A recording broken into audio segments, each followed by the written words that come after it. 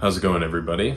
Today is probably going to be a rather quick video, but I just have some things I want to talk to you about. First and foremost is kind of an update. These videos are going to be more polished here pretty soon. I have a nice microphone on the way, so I won't just be recording that on my phone. I have actual lights showing up, and I got a new MacBook Pro, so I'm going to be able to edit these and kind of just give more cohesion and something a little bit more familiar. And I plan on getting a camera as well, but for the time being, I'm just going to be using my phone as it shoots decent video. What I wanted to talk about though is I got a comment on my last video, and it was asking how, like, tips on how to stay sober at, Christmas time or Thanksgiving or different functions where your friends or family are going to be there and the majority of them are going to be drinking. And the way that I would approach this is the same way I would approach pretty much all events going forward, and that is transparency. It can be rather unsettling thinking that you're allowing people into that aspect of your life where you have to communicate with that aspect. But what it does is it lets people know that you're serious about it. So if I was going to family Christmas and everyone was drinking, if I knew that people were going to be offering me drinks, the easiest way to combat that would be to say, oh, I've actually realized about myself that I'm an alcoholic and I'm not going to be drinking.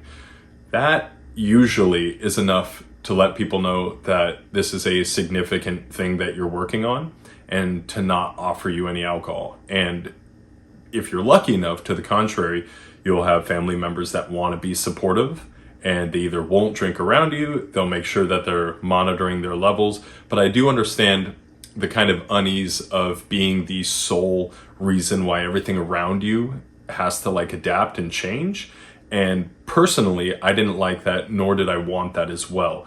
So what that ended up playing out for me is that at a certain point in the night, let's say everyone is drinking, there kind of comes this tipping point where people start getting actively drunk, if this happens at all. But if it does, that's usually your cue to leave. Now, if you happen to be staying there, that would be your cue to go to your room and have a book or a show that you're watching or something, because you don't owe anyone anything by having to hang out with drunk people. Because even if you are a drinker, if you're not drinking in that moment, you're not on the same level. So it just isn't as fun or enjoyable. It can be rather annoying, or you can open yourself up to people just saying stupid stuff that you're going to have to deal with later.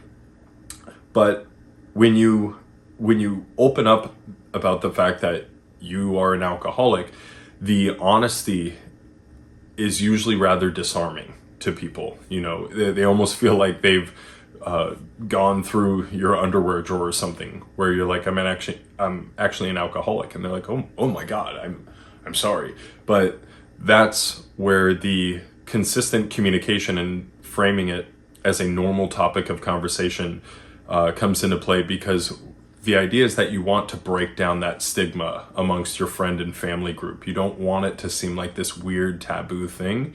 Just like if you had celiac, or if you had lupus or any other, significant thing that affects your life, but wholly innocuous in another context, And I guess what I mean by that is that when I describe myself to someone, I don't lead with my alcoholism. It is just a facet of me, right?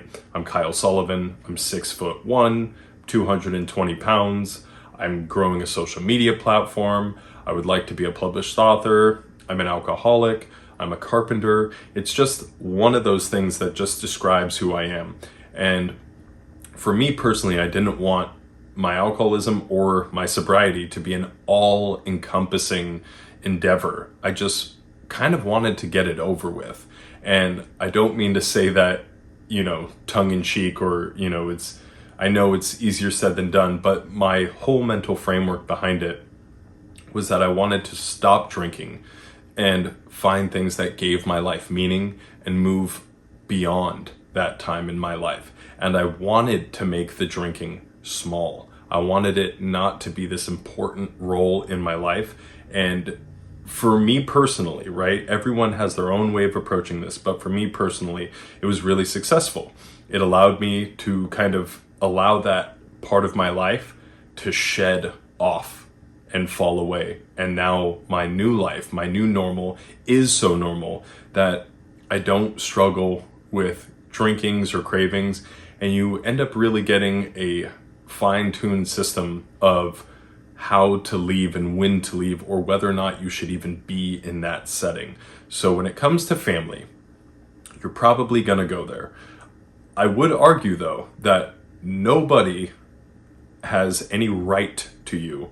So if your entire family consists of a bunch of super drunks and they're gonna chastise you or make fun of you for going, potentially the best thing you could do is not go, is to make a statement by saying, look, if you guys aren't gonna take this seriously, that I've allowed myself to be vulnerable and communicate this with you, and you're gonna make small of this issue that I was potentially, a dark path was starting to form before me, and I'm trying my best to not go down it.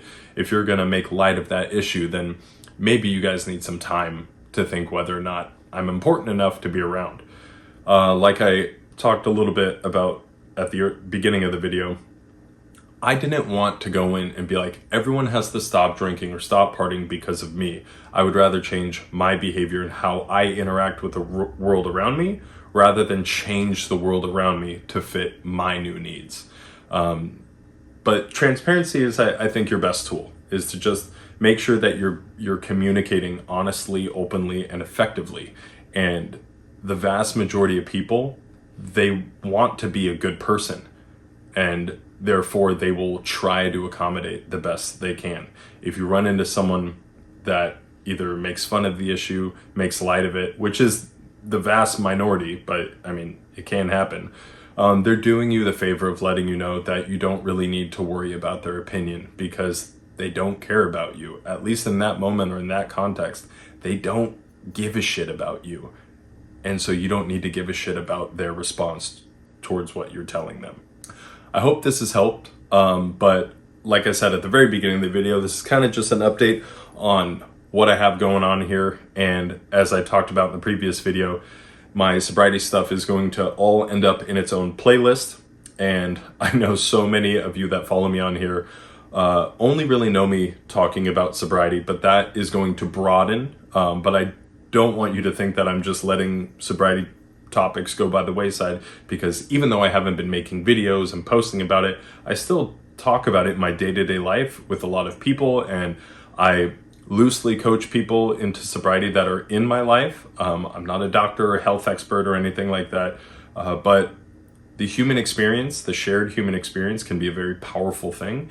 And when people feel like what you're saying resonates with them, it can be the catalyst for a fundamental change in their life. And if I can help facilitate that in any way, then I'm going to try. But by no means take any of this as, well, he said this would happen. These are my experiences, and this is what worked for me, and this is what I have learned. Take what you will and leave what you don't think works for you. And it's totally fine. Anyway, I'll be seeing you guys very soon, I promise, with more polished videos, better lighting, better mic to capture my beautiful voice. But like, share, subscribe, all the things, hit the bell notification, all that. I'm still working on my outro and my intro, but at least you guys get to see it from the ground up, right? You get to see this nasty, icky part of the sausage being made. Anyway, love y'all so much. Mwah.